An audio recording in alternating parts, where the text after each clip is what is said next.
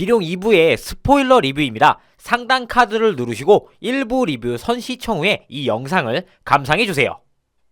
비룡 일행들은 전설의 요리도구를 모으기 위해 먼저 상해로 이동합니다. 도착한 상해에서 누군가에 의해 미행당하고 급기야 정체 모를 집단에게 둘러싸이는데 오잉? 이 친구는 그닥 비중이 없었던 1부에 등장했던 소추네요. 이 친구 관련해서 고추 잡채밥 스토리가 있었는데 이렇게 뒷부분이 나올지 모르고 통으로 제가 편집을 했었거든요.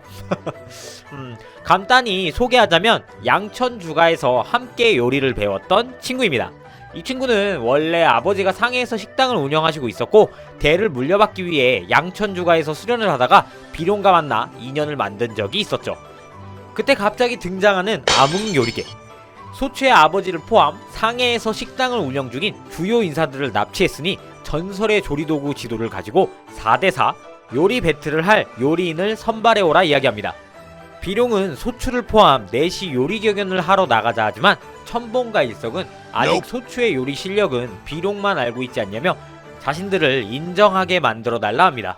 에이, 솔직히 말해서 비룡도 인정한 실력인데 핑계는 너네도 누가 차려준 게 먹고 싶었던 거지?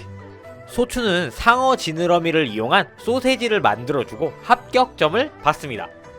암흑 요리사들과 경연을 펼칠 장소로 도착한 일행들. 와, 배 위에 건물이 있어. 안으로 들어오니 너무 자연스럽게도 준비되어 있는 요리 경연장.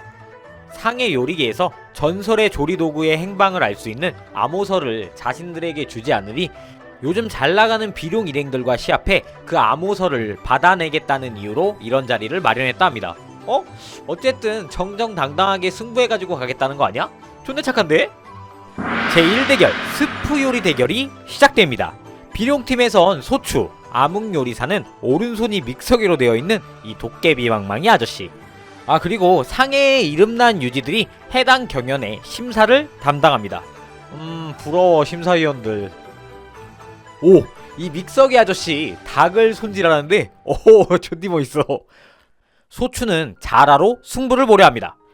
요리는 완성되고 먼저 도깨비 방망이의 일명 호랑이 스프를 맛보는 심사위원. 얼마나 맛있으면 안경이 다 터지네요. 그렇게 맛있는 암흑계의 요리를 맛본 후 다음 소추가 완성한 요리를 보입니다. 오잉? 멜론이네요. 자라탕 만든다는 거 아니었나? 심지어 이 요리는 엎질러지지도 않는 뿌띠첼 컨셉의 즉 젤리 타입의 스프였습니다. 그렇게 두 음식의 시식이 끝나고 심사위원들은 결정했다는 듯 심사에 들어갑니다. 결과는 만장일치로 소추의 승리. 물론 맛 자체는 도깨비 방망이 아저씨의 호랑이 스프가 훨씬 뛰어났지만 이 요리 경연 대회에서 총 4라운드로 이제 막 1회차 경연인데 위에 무리가 가는 메인 요리급 음식을 먹기보다는 소추가 만든 에피타이저의 성격이 강한 음식이 컨셉상 더 맞다 판단하여 그리 결정했다고 합니다. 그런 거였군. 이 시점에 경양식 돈가스에서 나오는 스프가 갑자기 급 땡기네요. 2차전은 첨봉이 참가. 상대는 제갈량을 받들어 만두를 고안한 요리 명문가의 후손인 100살이 넘은 허두대인. 쉽지 않다 상대가. 둘의 과제는 만두로 결정. 또 쉽지 않다 정말. 우통을 벗고 반드시 이겨보이겠다 다짐하는 첨봉. 두 사람 다 반죽을 시작합니다.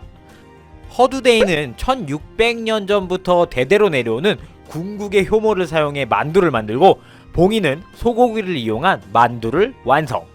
서로의 만두에서 빛이 너무 강하게 나와 배에서조차 그 빛이 새어나갑니다. 두 개 다 정말 맛있어 보이는데요. 대인의 만두는 사신상흥 만두, 즉 다시 말해 백호, 청룡, 현무, 주작 등이 연기의 파동이 어쩌고 궁극의 배치를 몰라 뭔 개소리야. 어쨌든 이 만두는 8대 해산물을 이용한 해물 만두였습니다. 심사위원들이 아주 만족하는 표정을 짓네요. 다음 봉이의 만두. 만두가 웃고 있네요. 뭐야 이건 또. 만두 내부에서 증발한 수증기로 인해 고기가 마치 방울 속의 구슬처럼 구르면서 웃음소리가 난다고 하는 이 만두. 심사위원들은 맛을 보고 어린아이들처럼 좋아합니다.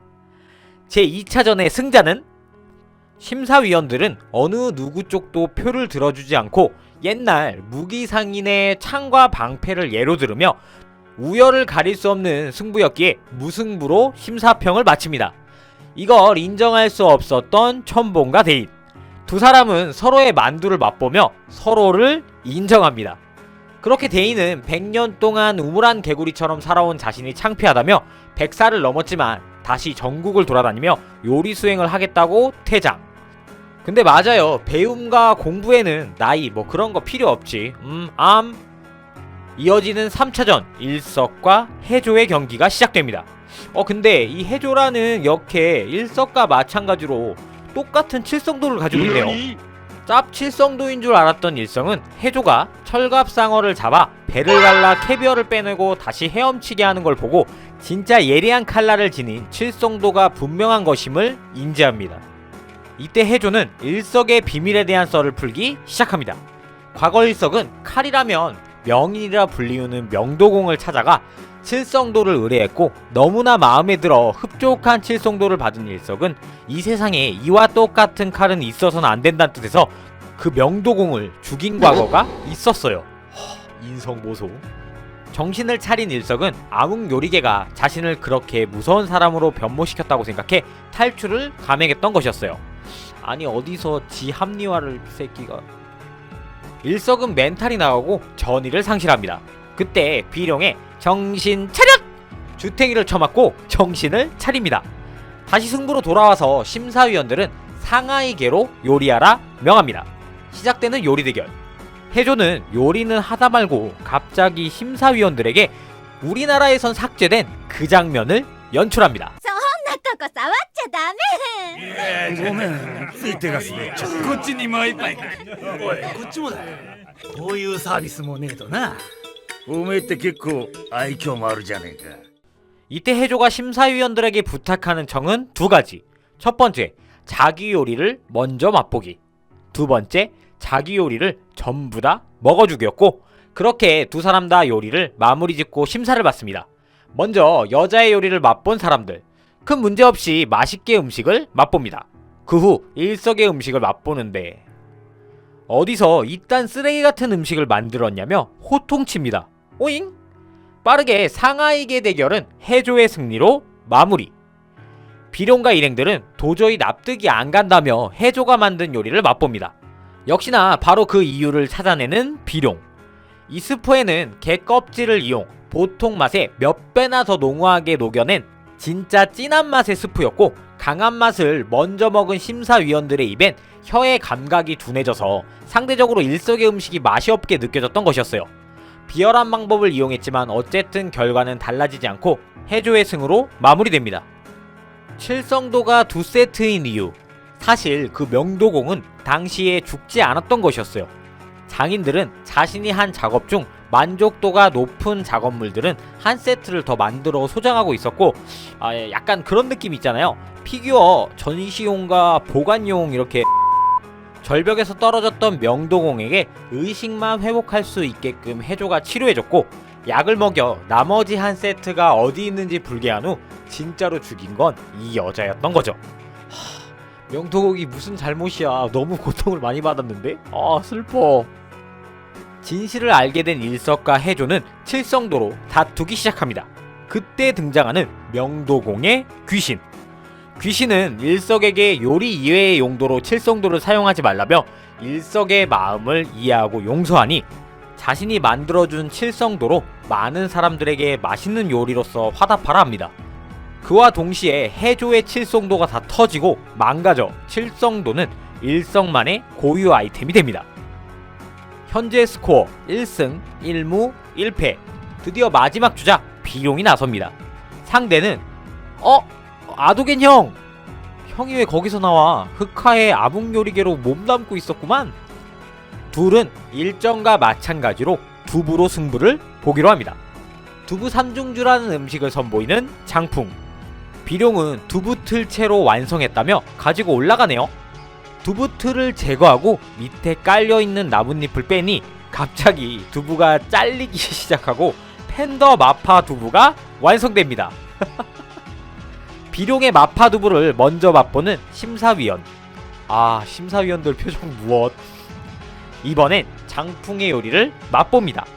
역시나 실력만큼은 1티어였던 장풍. 심사위원들은 선녀와 같이 하늘을 날며 눈물까지 흘립니다. 오, 이거 막상 막하겠는데? 과연 승자는? 정말 당연히도 최후의 승자는 비룡. 그 이유는 심사위원 총 5명 중 2명은 비룡에게, 또 2명은 장풍에게 표를 줬는데요. 하지만 맨 마지막 이 아저씨는 예전에 비룡 어머니가 만든 마파두부를 맛본 적이 있었던 사람이었는데, 그 맛과 스타일이 너무나도 똑같아서 보고 베낀 음식이 아니라는 이유로 비룡에게 손을 들어준 것이었어요. 사실상 장풍은 이 요리를 배운 적도 없고 혼자 고안해 만든 메뉴였지만 결국 비룡 어머니 손에서 크게 벗어나지 못한 발상을 했다는 것에 크게 좌절합니다. 어찌됐던 승리했으니 암호서를 달라고 말하는 비룡. 하지만 장풍은 배를 침몰시키기 시작합니다. 나쁜 놈. 경연장은 순식간에 아수라장으로 변하고 봉이가 강곤으로 벽을 뚫어서 탈출합니다. 암호서 가지고 몰래 튀려는 해조를 막아서는 일석. 다행히 물건을 빼앗기지 않고 지켜내네요. 우연치 않게 옆에 큰 배가 지나고 있어 경연장 안에 있는 사람들은 비룡과 장풍을 제외하고 모두 구출됩니다. 침몰해가는 배에서 장풍은 비룡에게 마지막 결판을 내자 합니다. 하지만 다시 한번 크게 폭발이 일어나고 떨어지려는 장풍을 붙잡는 비룡. 비룡은 어머니의 꿈이 장풍, 누나, 그리고 비룡 셋이 국화루를 중국 제1의 식당으로 만드는 게 꿈이었던 사람이었으며 단 한 번도 장풍의 실력에 대해 인정하지 않은 적 없었다고 이야기합니다. 그제서야 자신의 잘못을 인정하는 장풍. 품속에 있던 엄마 레시피 후반부를 넘겨주고 불 속으로 떨어져 숨을 거둡니다. 얻은 지도와 암호를 가지고 일행들은 반년 숙성 과정을 거쳐야 하는 깊은 맛을 바로 이 자리에서 낼 수 있는 신비한 항아리를 획득하는데 성공합니다. 일행들은 여행을 계속해 나가며 제3조리도구까지 획득합니다. 어느 한 마을에 도착한 주인공 일행. 이곳에서 제독과 다시 한번 조우합니다. 제독은 너희들의 힘이 필요하다고 하는데요. 황제가 있는 북경에 암흑요리계의 힘이 뻗쳐나가고 있다는 게 그 이유였습니다. 갑자기? 무대는 그렇게 북경에 도착하자마자 전령이 나타나 황제의 명이라며 제독의 모든 권한을 박탈하고 자금성의 감옥에서 근신할 것을 명합니다. 이야기가 이렇게 갑자기 급전개돼도 되는 거야? 붙잡힌 제독을 구출하기 위해 성으로 잠입하는 비룡과 일행들. 황제에게 새 요리장이 부임했다고 하며 암흑요리계의 사람들이 등장합니다. 근데 이 사람 존잘생 회의네요? 거기에다가 회의 손에 암흑요리 마크까지 있네. 비룡은 황제에게 암흑요리계 사람들은 황실 요리장으로 임명하면 안 된다며 요리 대결을 신청합니다. 황제는 꽤 흥미로워하며 어떤 중화요리든 상관없으니 3시간 안에 100접시의 음식을 대령하라 명합니다. 이번엔 3대3 팀플레이 경연. 회의는 암흑요리사들과 함께 황제만이 즐길 수 있는 요리 만한적석을 만들고 비룡은 황제의 몸 상태와 얼굴색을 보고 아이디어를 고안, 그렇게 요리를 시작합니다. 먼저 암흑계 요리를 맛보는 황제. 더도 말고 둘도 말고 한 접시에 딱 한 젓가락씩만 먹으며 100가지의 요리를 맛봅니다. 꽤 먹을만한데? 하면서 더 이상 배불러서 비룡팀의 음식은 못 먹겠다며 맛보려 하지 않습니다. 비룡은 자기가 만든 죽이라며 다른 것은 필요 없고 딱 이 죽 한 숟갈만 떠달라고 청합니다. 황제는 평범한 죽이 대수겠냐며 맛을 보는데요. 역시 나. 갑자기 기력이 없던 황제의 얼굴에 생기가 돌더니 나머지 비룡의 음식을 맛보겠다며 먹방을 시작합니다. 한 접시에 한 젓가락만 먹어대던 황제. 급기야 너무 맛이 있다며 청소기처럼 음식을 흡입합니다. 이때 황제 옆에 있던 이 야비하게 생긴 신하가 이 경연은 회의팀이 이겼다며 승부를 마무리 지려고 하는데요. 쥐가 뭔데? 황제는 그딴 거 다 관심 없고 계속해서 먹방. 화룡정점 비룡의 여의체 봉황 요리까지 먹은 후 황제는 자아 속에 봉황이 깨어나더니 기력을 전부 회복합니다. 황제는 비룡에게 묻습니다. 음식에 무슨 마법을 쓴 거냐며. 비룡은 중화 요리는 호화로울수록 기름이 많아지고 맛도 진해져 몸에 안 좋은 건 사실. 그래서 한방약에도 쓰이는 약재 등으로 이용한 요리를 선보였다는 것으로 그와 동시에 황제의 상태가 정상으로 돌아온 것이라 설명합니다. 자신의 몸 상태까지 생각하는 요리에 감동받은 황제. 비룡에게 승리했다 이야기하고 상으로 뭐든 들어줄 테니 말해보라고 합니다. 비룡은 갇혀있는 제독을 풀어달라고 이야기하고 암흑요리계의 진실에 대해 이야기해줍니다. 갑자기 머리를 아파하는 회의. 이때 전설의 조리기구들이 빛을 내며 공중에 떠오릅니다. 왜 또 뭐 하려고? 능력을 잃었던 영영도 그리고 나머지 도구들을 이용 비룡은 갑자기 요리를 시작합니다. 요리를 완성 후에 회의에게 먹이는데요. 무언가 정화되는 듯 보이네요. 회의는 특급 요리사 시험 후에 사라졌던 기억이 조금씩 돌아와 과거 자신을 유괴하고 양친을 죽인 이들이 암흑요리계 애들이란 사실을 알게 되었다고 합니다.